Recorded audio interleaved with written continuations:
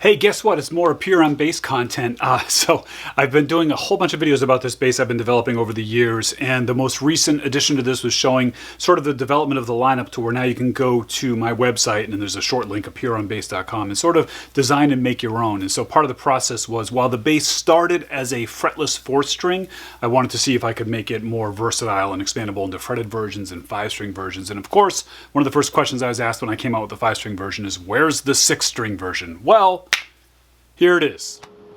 Unless you're new here, you probably know this about me, but I'm a rule breaker. I'm not really concerned with tradition. I'm not stuck in dogma, and that really shows in my work and the way I approach things. But I did have this one blind spot, and it's as a lifelong bass player, I was really stuck on 4 strings, and I just didn't really even see or comprehend the 5 or 6-string bass as being like a bass. I looked at it as like an additive or unnecessary. I used to do gigs where I would only use 2 strings and stuff like that because I was always like this I had this minimalist approach to the way I played it. But that was 100% on me. That was me being closed-minded and not paying attention. It's like the same as saying like, oh, well, rap music isn't real music or something like that. And I couldn't, all of a sudden it just hit me. I was like, oh, I'm doing that with this instrument that I love and dedicated my life to. I'm being like set in my ways and kind of old-timey about it. And so I was like, okay, well, I don't have to play the 5-string and 6-string bass, but other people can and should be able to, and I should provide them for them. So that's why I started developing more 5-string basses that I just make as part of my regular inventory. Of course, I had clients in the past where I made custom ones for them, but I wasn't really creating it as like a product line.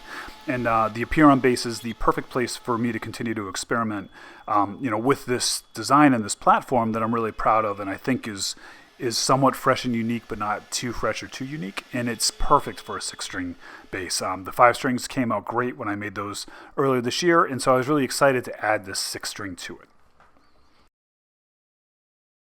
I'll also add that, as a guitar maker as well, I make all sorts of crazy guitars for people with, multiple strings and fan frets and alternate tunings and scales and stuff, and none of that ever even fazed me in the least. I was like, well, yeah, sure, why not have a 7-string guitar? Why not have a 5-string guitar? Why not have a bass 6? All of that stuff when I was a guitar didn't bother me at all, but yeah, I had this blind spot on the bass guitar, which I have now removed. And part of what helped me remove it was I recently had the good fortune of going to this Pittsburgh, Pennsylvania bass conference, and Tony Gray was there doing a little trio thing, playing his super expensive, super high-end brand name signature 6-string bass, and I really enjoyed hearing him talk and play it. And he sort of even said, like, even as a 6-string bass player guy doing this like crazy jazz fusion stuff, that he would find himself like going into a studio. He's like, yeah, sometimes you need a 4-string. Like, you can't show up with a 6-string bass for like the rock and roll recording session. You need to show up with like the 4-string bass. But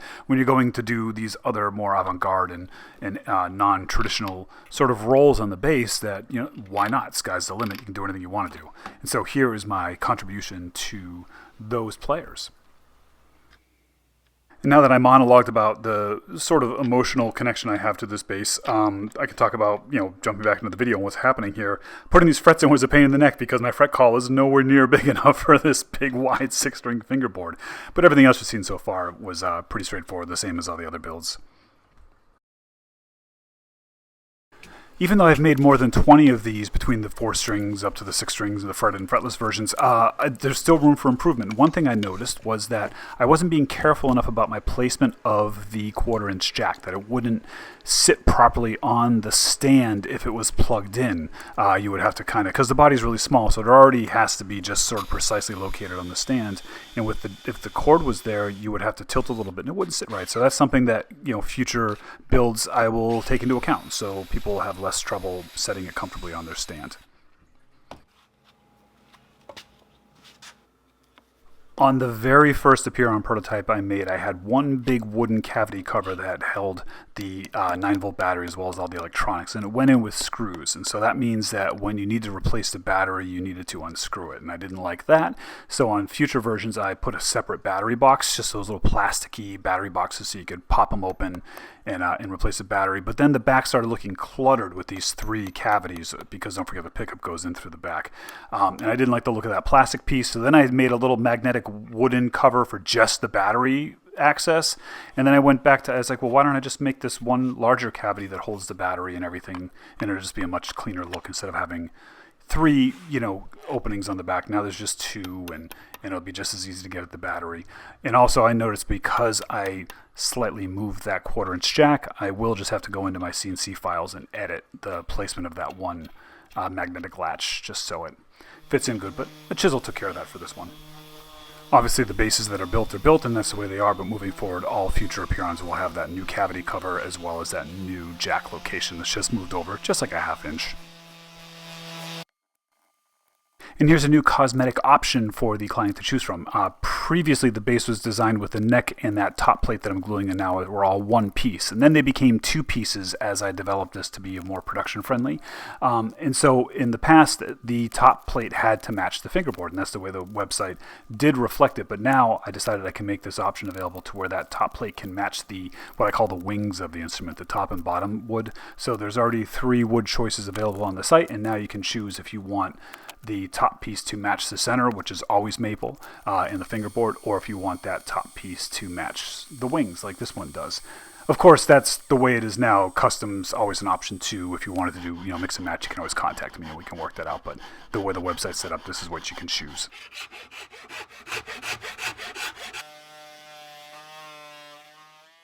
I was using the rasp to remove some tabs that I developed into the CNC file to keep it from flying off the bench. And then, of course, there's a bunch of sanding to do. And future changes I want to make this in-house job better is there's a couple things I can do on my CNC files to improve the quality of the cut in some of the harder to sand areas. I'm hoping I can do at least. That's the hardest part. Sanding.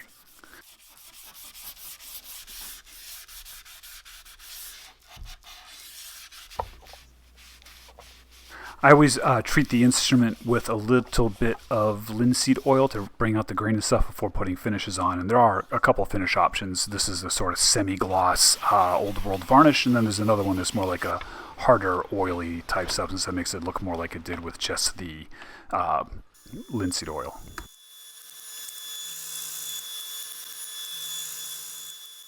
Now for a shameless plug, this is the Square Rocker. It is my take on the fret rocking tool that is available only at squaretools.com, and you'll see mine has one additional side that most fret rockers don't. It has that short side on the right, which really comes in handy if you're working on like mandolins or ukuleles, or in this case, like this instrument has these extra frets at the top where the bigger sides are just a little bit too wide to fit them in. And then that center slot there is to kind of help you do some centering and like nut location and stuff in those little holes. So there's some other functions built into it. Basically, it's just a fret rocker.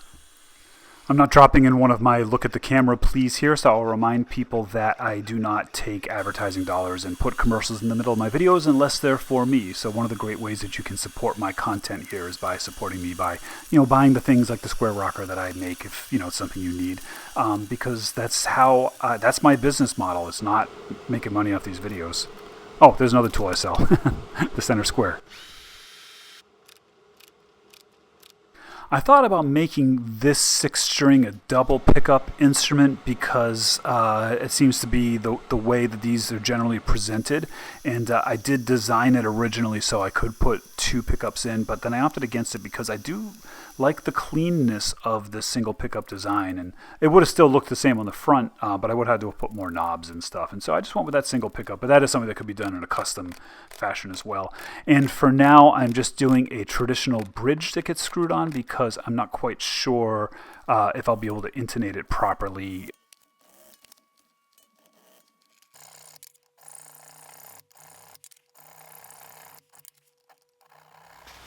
Let's talk about strings for a minute because they are such an important part of your sound. So when I designed the Apeiron originally, the idea was that we have this string through design, the strings go through the back, and a regular 34-inch scale string, like this one here, works with this instrument, so you don't have to go looking for short scale strings and whatnot, which there are fewer options, which is amazing to me, by the way. It's amazing to me in this day and age that there's still like holes in the market of strings. So that was the original idea, and that works fine even with the 5-string bass. When it's fretless and has the wooden bridge, the string goes through, bada bing, bada boom. But when I make them with frets now, we run into the problem that our 32-inch scale becomes a true 32-inch scale, because with frets we really need an intonatable bridge down here, and there's a real lack of mid-scale length strings, especially in the lower register. So this is a set of Ernie balls that I put on here. You can see I had to wind, it's these. You can see I had to wind around here, and it started to kind of pull out a little bit, but I did get it to grab, and it does hold and works good. So I went looking into a bunch of different options. I reached out to some companies, including GHS, who said that their strings could actually handle that. And so then when I just tried it, it was way worse than this Ernie ball was even, so it didn't work for me.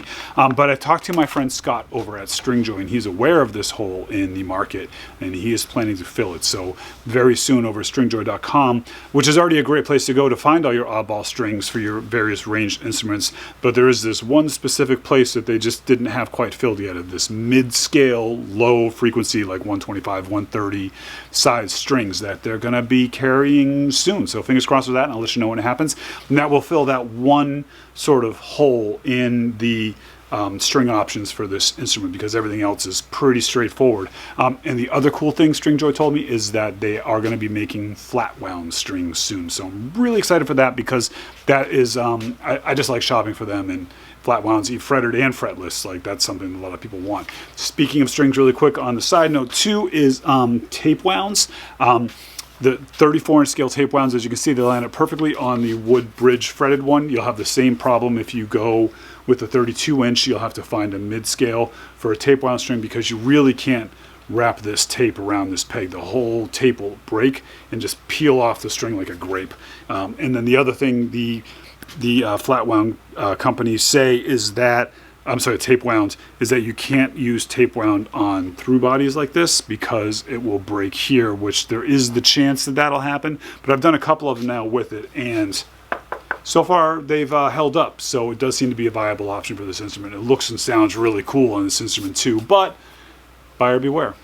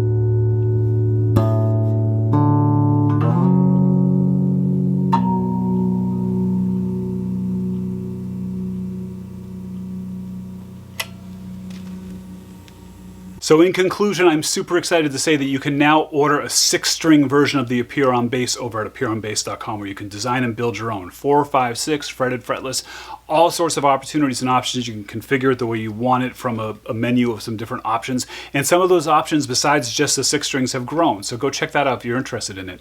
And also, this particular bass, as well as the other basses that I've made, are available just for straight up purchase over at APEIRONBASS.com. And just to make it fun, I'm going to make a coupon code. We'll say Apeiron Bass saves 15% off all of those basses that are in stock that I made to demonstrate this whole system. So you can use that, and you don't have to wait a couple months like you would if you ordered one directly. Those will ship like tomorrow. So thank you very much for watching. I'd love to hear your thoughts on this. Now you're going to say, where's the 7-string version? I know it never ends, but I do think that it was something that was missing from the lineup, and so I'm glad to offer it here. And thank you for your encouragement and support. All right, see you around the internet. Be good.